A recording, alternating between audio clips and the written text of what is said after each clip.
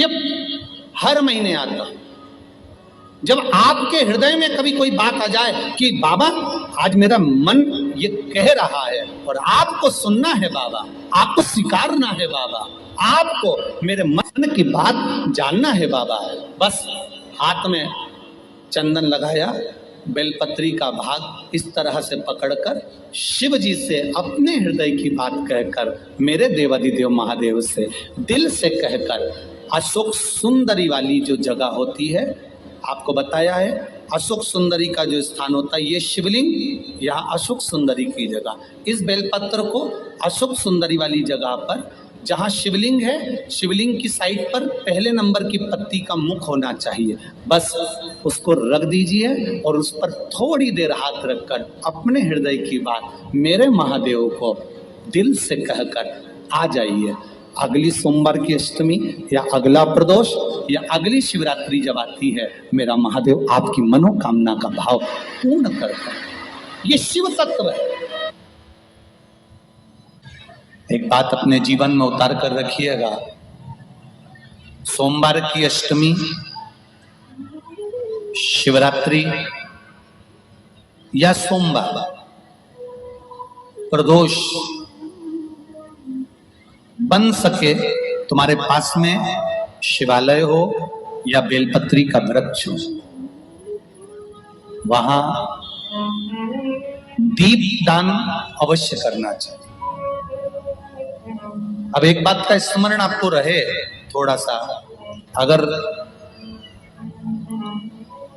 किसी कामना के वश अगर हम दीप लगा रहे हैं या हमारे मन में कोई भाव उत्पन्न है और हम बाबा से कहना चाहते हैं कि बाबा मेरा ये कार्य है आप पूर्ण करिएगा, तो फिर शिव मंदिर में भी लंबी बाती का दीप आप प्रदोष या सोमवार की अष्टमी या सोमवार या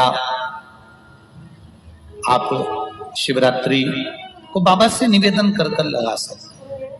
हाँ, विशेष जब कोई एक बहुत बड़ी बात हो और आपके कार्य में कहीं अटकल हो रही हो, तो एक ही दीप में दो बाती, शिव और शक्ति, लंबी बाती बनाई, शिव और शक्ति के नाम से दो बाती एक साथ एक दीप में भी लगा सकते हैं।